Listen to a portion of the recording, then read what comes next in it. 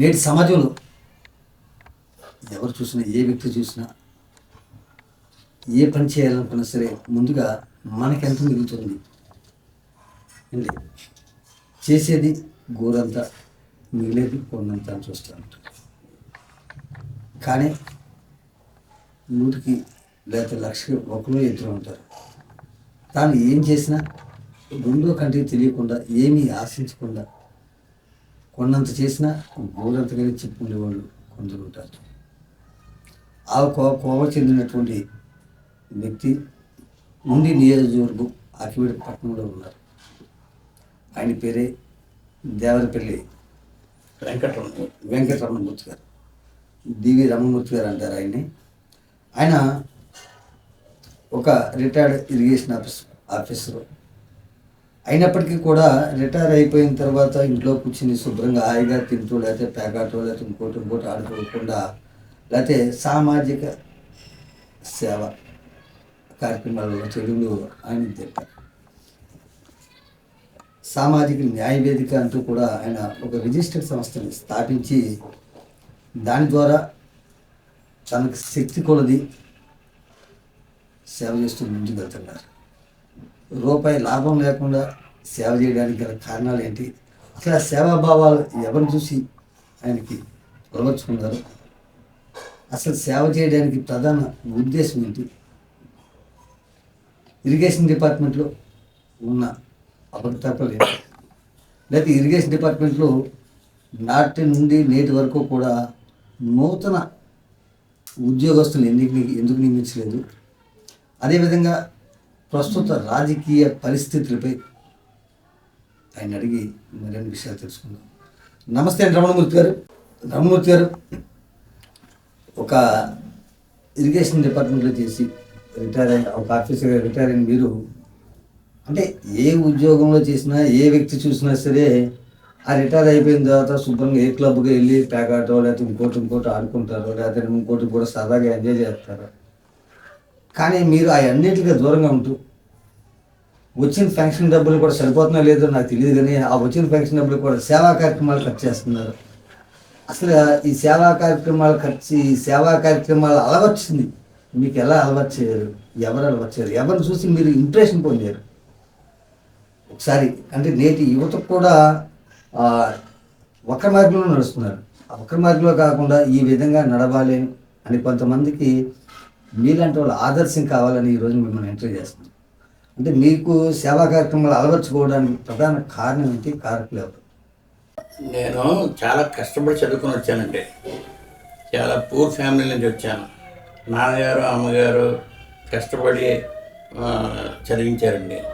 ఆ చదివించినప్పుడు వాళ్ళు ఆ జీతాలు, ప్రైవేట్ జీతాలు, అలాగే స్కూల్ ఫీజు కట్టలేని పరిస్థితిలో నాన్నగారు అమ్మగారు ఉండేవారండి. అటువంటి పరిస్థితుల్లో వాళ్ళ యొక్క కష్టాలను చూసి నేను కష్టపడి నేను ఇంజనీర్ని అవ్వాలి, ఇరిగేషన్ డిపార్ట్మెంట్లోనే అవ్వాలి, పంట కాలువల మీద అవ్వాలని ఒక పట్టుదల మీద సాధించుకుని వచ్చానండి. నేను అందుచేత నేను ఆదర్శంగా నేనంటే అబ్దుల్ కలాం గారిని నేను దృష్టిలో పెట్టుకుని ఆయన ఆశయాలను చదువుకుంటూ నేను ఆయన యొక్క సింప్లిసిటీ, ఒక ప్రవర్తన, ఆయన యొక్క నడవడిక, ఆయన యొక్క జీవన భృతి, ఇవన్నీ కూడా చూసి నేను ఆయన్ని ఆదర్శంగా తీసుకుని నేను రిటైర్ అయిన తర్వాత ఒక చిన్న ఆర్గనైజేషన్ ఒకటి మెయింటైన్ చేస్తూ నా పెన్షన్ మీదే నేను బతుకుతూ నా పెన్షన్లోనే సగం ఖర్చు పెడుతూ ఈ ఆర్గనైజేషన్ నడిపించుకుంటాను. రమణమూర్తి గారు, నేను అడిగింది కూడా అదేనండి. అసలు మీరు ఈ ఆర్గనైజేషన్ పెట్టి ఈ సేవా కార్యక్రమాలు చేయడానికి మీకు ఆదర్శం ఎవరు? అబ్దుల్ కలాం గారు అండి. సరే, మీరు అంటే అబ్దుల్ కలాం గారు ఆదర్శం, లేదా ఇంకొకరు ఆదర్శం అంటే ఎప్పుడైనా సరే చాలామంది దూర కొండలు నునుపు, దగ్గర కొండలు బాగా ఇదిగా ఉన్నాయంటారు. అంటే దగ్గరగా ఇంత అందమైన జీవితం ఉంది, అన్నీ ఉన్నాయి, ఇవన్నీ మానేసి మీరు అబ్దుల్ కలాం గారిని ఆదర్శంగా ఎందుకు తీసుకున్నారు? అంటే మీ చుట్టూరు పెగటాడే వాళ్ళు ఉంటారు. అప్పుడు రిటైర్డ్ ఎంప్లాయీస్ అందరూ కూడా ఏంటంటే సాయంకాలం కాసేపు, పొద్దున్న కాసేపు, లేకపోతే ఏమో చుక్క మందేయడము, లేకపోతేనేమో ప్యాకెట్ ఆడుకుంటాం, ఏదో చేస్తారు. అటువంటిది కాకుండా మీరు అబ్దుల్ కలాం గారిని ఎందుకు ఆదర్శంగా తీసుకున్నారు? అంటే ఆయన ఒక సంఘ సంస్కర్తగా, ఒక నిజాయితీపరుడుగా, ఒక సైంటిస్ట్గా ఆయన మెయింటైన్ చేసుకొచ్చాడండి ఆయన. అంచేత ఒక క్షిపణి వగైరాలు ఆయన కనుగొనడం, దాంట్లో ప్రాక్టికల్గా చేసి ఎదుటివారిని క్షిపణి వగైరా అటువంటి వాటిని రాడార్స్ ఇటువంటి వాటిని ఆయన ల్యాబొరేటరీలో మంచి కృషివలుడు ఆయన చెప్పుకోవాలంటే. ఆయన కదండి రంగమూర్తి గారు, అంటే ఇవాళ నేటి సమాజంలో తీరు ఎలా ఉందంటే ఏ మనిషి అయినా సరే గోరంతా సాయం చేసి కొన్నంత చెప్పుకుంటారు. మీరు కొన్నంత సాయం చేసిన గోరంత కూడా చెప్పుకోరు. దీనికి కారణం ఏంటంటారు? అంటే నాకు పేరు గురించి కదండి, నేను తలంపుకి వచ్చానండి. నేను సిన్స్ మై రిటైర్మెంట్ నా నా జీవితం కూడా యావత్తు కూడా ప్రజలకి పేదలకి అందరికీ కూడా నేను రాజకీయాలకు రావచ్చు కదండి. మీరు రాజకీయాలకు దూరంగా ఉంటూనేమో ఈ సేవా కార్యక్రమాలు చేసుకుంటారు, కారణం ఏంటంటారు? అంటే నాకు రాజకీయం మీద పార్టీల పరంగా వాళ్ళతోటి నేను ఏకీభవిస్తే వాళ్ళు చెప్పింది నేను చేస్తూ ఉండాలి. అలా సరెండర్ అవుతుంది. నేను తల ఉంగి జెండా పట్టుకుని తిరుగుతూ ఉండాలి. అలా అటువంటి నాకు ఇష్టం ఉండదండి. నా ఇండివిజువాలిటీ, నా సర్వస్వాతంత్రంగా నా దగ్గరికి ఎవరినో వస్తే మీ సహాయం ఏం చేస్తారో చేయండి అంటే నేను చేసి చూపిస్తానండి. ఇన్ రైటింగ్, వ్రాతలో, కరెక్టర్లో, చీఫ్ మినిస్టర్లో, అలాగే ప్రతి ఒక్క డిపార్ట్మెంట్, ఢిల్లీ, ఇలాగ ప్రైమ్ మినిస్టర్కి వీళ్ళందరికీ కూడా నేను లెటర్స్ రాస్తుంటానండి. లెటర్స్ రాసి రిప్లై రప్పించుకుంటుంటానండి. అంతవరకు సాధిస్తానండి. నాకు రిప్లై వచ్చేది వరకు నేను తృప్తికరంగా నాకు ఉండాలండి. రామమూర్తి గారు, మీరు అంతా చెప్పింది బాగానే ఉంది, కానీ ఒక మనిషికి ఇవాళ రూపాయి పెడుతున్నామంటే ఎంతో కొంత ఆదాయం రావాలి. అంటే ఏదైనా వ్యాపారం చేసుకుంటేనే ఇంకోటి చేసుకుంటాం. రిటైర్ అయిపోయిన వాళ్ళు అందరూ ఇప్పుడు వ్యవసాయం చేసుకుంటున్నారు, చెరువులు చేసుకుంటున్నారు, లేకపోతే ఏదో షాప్ పెట్టుకుంటున్నారు, లేదా ఫైనాన్స్ కంపెనీని పెట్టుకుంటున్నారు. అటువంటిది కాకుండా ఈ రకంగా చేయడం వల్ల మీకు వచ్చిన ఏంటిదంటారు పెన్షన్ డబ్బులు అవ్వచ్చు, లేకపోతే రిటైర్మెంట్ డబ్బులు అవ్వచ్చు, ఇవన్నీ కూడా గాలికి అర్పణమైపోతాయి. ఇంట్లో మిమ్మల్ని కట్టుకున్న భార్య కానీ, మీరు కన్న పిల్లలు కానీ మిమ్మల్ని ఏమి అంటలేదా? వాళ్ళు నాకు వచ్చినటువంటి పెన్షన్ మీదే నేను ఈ మెయింటైన్ చేస్తున్నానండి ఫ్యామిలీని. అయితే వాళ్ళు కూడా నాకు ఏమి కూడా నువ్వు ఇలాగా ఎందుకు ఖర్చు పెట్టేస్తున్నావు, ఎందుకునో ఇంత వయసులో నువ్వు అని క్యాంపులు వెళ్తుంటుంటావు, ఏదో ఉద్యమాలకి వాటికి నువ్వు అని ఆ కలెక్టర్ ఆఫీస్ చుట్టూ తిరుగుతుంటావు, ఇవన్నీ నీకేంటి, ఇంత తిన్నగా కూర్చోవచ్చు కదా అని అంటుంటారండి అప్పుడప్పుడును. కానీ వాళ్ళు నేను చేసే యాక్టివిటీస్కి వాళ్ళ ప్రోత్సాహం వల్లే నేను ఇన్నిసార్లు నేను ప్రభుత్వంలో నేను గుర్తింపు పడ్డానండి. నేను నా అంతటి నేను ఆ యాక్టివిటీస్ చేయడం వల్ల ప్రయోగపత్రంగా నేను యాక్టివిస్ట్గా కూడా నేను ఎంతోమంది కలెక్టర్ల చేత, మంత్రుల చేత పతాకాలు తీసుకుని ప్రశంసలు పొందారు. అసలు మీరు చేసే యాక్టివిటీస్ ఏంటి? ఆ రోజున మన కొట్టు ఆయన తాడేపల్లి మాజీ ఎమ్మెల్యే ఉన్నారు కదా, మాణిక్యాల గారి చేతి మీదుగా, ఆనాటి కలెక్టర్ చేతుల మీదుగా మీరు ప్రశంసలు అందుకున్నారు. అసలు దీని అందరికి కారణం ఏంటి? అసలు అది ఏం చేశారని అలా ఇచ్చారంటారు మీకు? ఇది నన్ను విజిలెన్స్ వాళ్ళు గుర్తించారండి. ఆ శాఖ వారు నాకు తెలియకుండా వాళ్ళు విజిలెన్స్ డిపార్ట్మెంట్ వాళ్ళు నా యొక్క మంచి చెడ్డ నా పెర్ఫార్మెన్సెస్ ఇవన్నీ కూడా వాచ్ చేసి వాళ్ళు ప్రభుత్వపరంగా పెద్దల దృష్టి తీసుకెళ్ళడం వల్ల వాళ్ళకి నేను గుర్తింపబడ్డానండి. అంచేత ఆ అవార్డ్స్ అన్నీ ఇచ్చారండి. వాళ్ళంతా వాళ్ళే, నేను అడిగింది లేదండి అయ్యా. అదే చేసింది. నేటి సమాజంలో ఏ వ్యాపారం చేయాలన్నా, లేకపోతే ఇంకోటి చేయాలన్నా సరే ఇదేంటంటారు, ఎంతో కొంత ఫ్రాడ్ చేయక తప్పదు. ఆ ఫ్రాడ్ చేసిన వాళ్ళ మీద మీరు పోరాటాలు చేస్తున్నారు. ఎప్పుడైనా మీకు బెదిరింపులు కానీ, భయపెడతారు కానీ, ఇటువంటి ఏమైనా జరిగినాయా? జరగలేదంటారు. అంటే నన్ను ఒక ఉద్యమాలు చేయడం వల్ల అది సత్యవతపురం అండి. నేను ఇలాంటి అక్రమాలకి, అన్యాయాలకి నేను కొద్దిగా అడ్డుపడుతుంటానండి. పేపర్ ద్వారానే ధైర్యం చేసి నేను పోలీస్ రిపోర్ట్లు అవి కూడా నేను మౌఖికంగా ఫోన్ చేసి చెప్తుంటానండి. SP, DSP, CI, SI, local ఏ ఎస్ఐ అయినా సరే, ఏ ఊరైనా సరే ధైర్యంగా ఏమంటే అక్కడ ఇది జరుగుతుందో మీరు ఏం చేస్తున్నారని కూడా అడుగుతుంటానండి. అది నా ధైర్యమే. అయితే ఏంటంటే నేను కూడా ఒక ముద్ర పడిపోయానండి వాళ్ళతోటి. ఏంటంటే ఆయన పద్ధతిగా కరెక్ట్ కాకపోతే ఆయన చెప్పడం, ఆయన అంటే వాళ్ళ దగ్గర ముద్ర సంగతి పక్కనట్టేయండి. ఎవరైతే అసాంఘిక కార్యక్రమాలు చేస్తున్నారో, ఎవరైతే దాచుకుంటానికి చూస్తున్నారో వాళ్ళకి మీ వల్ల నష్టం జరుగుతుంది. వాళ్ళు మీకు ఎప్పుడైనా సరే భయపెడతాం కానీ ఇటువంటి ఏమి చేశారా లేదా? అంటే వాళ్ళు సైలెంట్ అయిపోయి పెద్దలతోటి చెప్పి ఉంటారండి. అది నాకు తెలుసు, వాళ్ళు మూమెంట్స్ అయ్యని. కానీ నా దగ్గరికి డైరెక్ట్గా వచ్చి ఎప్పుడు చెప్పింది లేదండి, భయపెట్టింది కూడా లేదండి. వాళ్ళు అబ్జర్వ్ చేస్తుంటారు, చేసి నా దగ్గర రారండి. ఎందుకు వస్తే నేను మళ్ళీ పోలీస్ కంప్లైంట్ అది ఇస్తానమ్మని భయం ఉండాలి వాళ్ళకి. రమణమూర్తి అంటే వాళ్ళ దృష్టిలో రాక్షసుడు, పట్టుకున్న రోజుల్లో అన్న దృష్టితో వదిలేస్తారనమాట, దగ్గర రారండి. రామమూర్తి గారు, మీరు రిటైర్మెంట్ అయిపోయిన తర్వాత సేవా కార్యక్రమాలు చేస్తూ కూడా ఒకనొక సమయంలో రాజకీయాల్లో కూడా వచ్చారు. అది అవునంటారు కాదంటారు? ఫస్ట్లో నేను రిటైర్ అయిపోయిన తర్వాత జయప్రకాష్ నారాయణ గారు నన్ను ఆకర్షించారండి నా యాక్టివిటీస్కి. లోక్సత్తాలోకి మీరు రండి, మీరు మీ యాక్టివిటీస్ నాకు నచ్చాయి అని ఆయన చెప్పడంతో నేను వారిని సపోర్ట్ చేస్తూ నా ఆ లోక్సత్తా యొక్క హెడ్లైన్స్ పెట్టుకుని నేను ప్రతి పనికి కూడా లోక్సత్తా తరఫున నేను రిప్రజెంట్ చేస్తుండేవాడిని ప్రభుత్వానికి. ఇదిగో ఇది న్యాయమైన కేసు అండి, ఈ పెన్షన్ ఇవ్వండి, ఇదిగో ఈయనకేమో బార్డర్ డిస్ప్యూట్ అండి ల్యాండ్ మీద, దీన్ని సర్వే చేయించండి.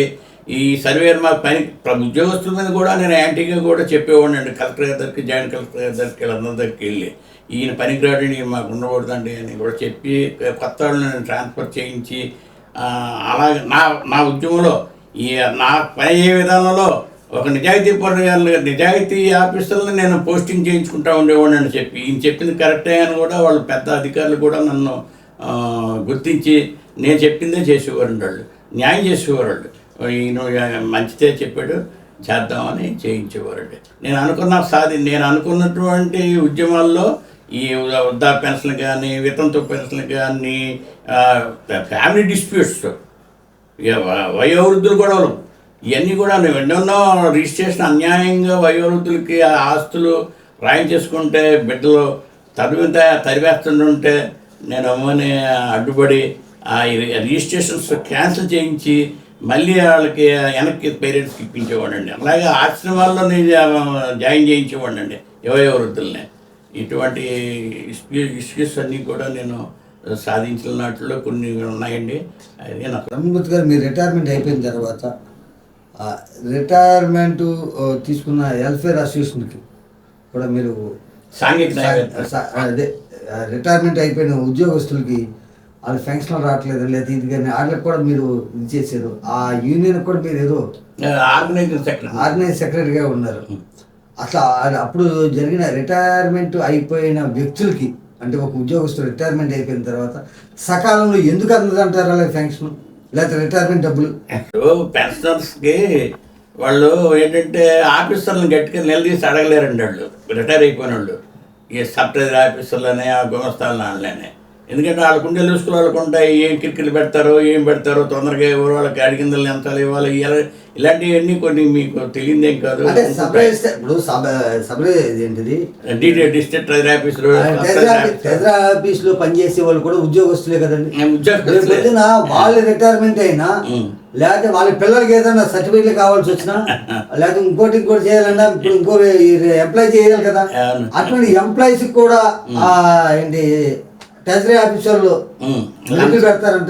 పెడతారండి. వాళ్ళకి మాకు తెలియకుండా కూడా ఇప్పుడు నేను యూనియన్ లీడర్ అయినా సరే నాకు తెలియకుండానే కొన్ని జరుగుతుంటాయండి. అవన్నీ కూడా నేను విన్నట్టు నేను ఉంటుంటానండి. అంటే ప్రభుత్వ ఉద్యోగులు అంటే కొన్ని శాఖలు కొంతమంది, అందరినీ అనలేదు, అన్ని శాఖలు అనలేదండి, కొంతమంది కొన్ని శాఖల్లో లంచాలకు అలవాటు పడిపోయారు, లంచాలు తీసుకున్నారు అంటారు. అంటే ఇక్కడ ఒకటండి, ఒక సాటి ఎంప్లాయీ దగ్గర కూడా లంచం తీసుకొని ఉండేవాళ్ళు ఉంటారంటారా? ఉన్నారండి. ట్రెజరీ ఆఫీసుల్లో కేవలం అంటే మా దృష్టికి వస్తుంటాయండి. ఆడు ఇచ్చేసిన తర్వాత ఇచ్చానని చెప్తాడు. పెన్షనర్ డబ్బులు ఇచ్చేసి పని చేసుకున్న తర్వాత చెప్తాడు నేను పన్నోడి కింద ఇచ్చానని. దానివల్ల ఏంటో అంటే ఇక్కడ ట్రెజరీ ఆఫీస్లో వాళ్ళు కూడా ఎంప్లాయీసే కదండి. ఎంప్లాయీసే, కానీ ఆ నిజాయితీ లేదండి. ఆ నిజాయితీ లేదు. అది అలవాటు అయిపోయిందండి, అలవాటుకి అయిపోయిందండి. ప్రతి డిపార్ట్మెంట్ సబ్ ట్రెజరీ ఆఫీస్తో కనెక్షన్ ఉంటుంది, కనెక్టివిటీ ఉంటుంది. దాని మీద ఏంటంటే శాఖపరంగా వాళ్ళకి ఏదో విధంగా మొత్తం పెన్షన్ సెటిల్ అవ్వాలి. మీరు పశ్చిమ గోదావరి జిల్లా ఆర్టీఐ గౌరవ అధ్యక్షుడుగాను దేనిగా ఉన్నారు మీరు. అంటే ఆర్టీఐ రైట్ ఇన్ఫర్మేషన్ యాక్ట్ ఏదైనా ఒక విషయం మీద కొంత సమాచారం మనం సేకరించాలనుకున్నప్పుడు ఆర్టీఐ రైట్ ఇన్ఫర్మేషన్ యాక్ట్ ద్వారా మనం దరఖాస్తు చేసినప్పుడు వాళ్ళు ఎన్ని రోజుల్లో మనకి సమాధానం చెప్పాలంటారు? అది దానికి సెక్షన్లు ఉన్నాయండి రైట్ టు ఇన్ఫర్మేషన్ యాక్ట్ మీద. ఆ సెక్షన్లో సెక్షన్ 61 యాక్ట్ మీద మేము రాస్తా ఉన్నాం ఫస్ట్ని. అంటే 61 యాక్ట్ అంటే ఏంటండి అది? అంటే సెక్షన్ 61 యాక్ట్ అంటే 30 రోజుల్లో రిప్లై ఇచ్చి తీరాలండి. ఓకే. అంటే ఎటువంటి దానికైనా కంపల్సరీ 30 రోజులు ఇవ్వాలంటారు? ఇవ్వాలండి, కాల పరిమితి ఏముందంటారు? 30 రోజుల్లో ఆ గడువు లోపల ఇవ్వాలండి. 30 రోజుల్లో ఇవ్వకపోతే అప్లెట్ అథారిటీ ఉంటాడండి అదే ఆఫీస్లో. ఇప్పుడు ఫర్ ఎగ్జాంపుల్ ఎంఆర్ఓ ఆఫీస్ ఉందండి. ఎంఆర్ఓ ఆఫీస్లో నుంచి మనం బాగోటా కావాలి. బాగోటా కావాలంటే ఏం చేయాలండి? ముందు public information officer and office of the tahsildar అది కూడా మనం ఎగ్జాంపుల్గా ఇస్తామండి. ఆ 30 రోజుల్లో ఇన్ఫర్మేషన్ లేదనుకోండి, అప్లెట్ అథారిటీగా మనం ఏం చేస్తామంటే ఇన్ ది నేమ్ ఆఫ్ మండల రెవెన్యూ ఆఫీసర్ ఆక్యుడని రాస్తామండి. అది కూడా ఆయన ఇవ్వకపోతే ఫైనల్గా సెక్షన్ 19(3) అనేది ఉందండి. అంటే స్టేట్ చీఫ్ ఇన్ఫర్మేషన్ కమిషనర్ మంగళగిరికి వెళ్ళిపోతుంది. మంగళగిరి వాళ్ళు కేకేస్తారండి ఓయిల్ నేను నన్ను కేకేస్తారు, అవతల అప్లెట్ అథారిటీని కేకేస్తారు. మీరు రండి, మీకు ఉన్న రిలివెంట్ రికార్డ్స్ తోటి రండి అని. అప్పుడు ముఖాముఖిగా ఆయన విచారించి ఆయన చెప్తాడండి. 1 రోజులు ఇచ్చేయండి, 10 రోజులు ఇచ్చేయండి అనేది వీలైతే చెప్తాడు ఆయనకి. లేదంటే మీరు ఎందుకు ఇవ్వలేదని కూడా వాళ్ళ మీద ఎక్స్ప్లెనేషన్ అడుగుతాడు. ఓకే. ఆ భయం కూడా ఉంటుందండి వాళ్ళకి. అంచేత వాళ్ళు ముందే ఇచ్చేస్తారు యాక్టర్కి. అంటే ఇప్పుడు రైట్ ఇన్ఫర్మేషన్ యాక్ట్ ద్వారా మీరు చాలా కార్యాలయాలకి చాలా మంది ఆఫీసర్ల దగ్గర నుంచి అప్లై చేశారు రైట్ ఇన్ఫర్మేషన్ యాక్ట్. మీకు ఎప్పుడైనా సరే సమయానికి తగినంత సమాచారం రాలేదని ఎప్పుడైనా అనిపించిందా మీకు? మరి 30 రోజులైనా సరే వాళ్ళ దగ్గర నుంచి సమాధానం రాని సంగతులు ఉన్నాయంటారా? సోమిని చాలా ఉన్నాయి. నేను ఉమ్మడి రాష్ట్రంలో స్టేట్ చీఫ్ ఇన్ఫర్మేషన్ కమిషనర్ కోర్టుకి నేను వెళ్ళి చాలా ఉన్నాయి. హైదరాబాద్ ముఖాముఖిగా కేకేసి ప్రజెంట్ డిఆర్ఓ ఎవరు? కలెక్టర్ ఆఫీసర్ డిఆర్ఓ, ఆయనే అసిస్టెంట్ పబ్లిక్ ఇన్ఫర్మేషన్ ఆఫీసర్, తర్వాత ఫుల్ కలెక్టర్ అప్లెట్ అథారిటీ. ఆయన ఏం చేస్తాడు? ముందు వాళ్ళు కేకేస్తారు మీ డిఆర్ఓ గారు రండి అని. అలాగే నాకు కూడా నోటీస్ ఇస్తారు, నోటీస్ పంపుతారు. మీరు పలానా రోజుకి పలానా టైంకి క్యాలెండర్ అని వెళ్తామని.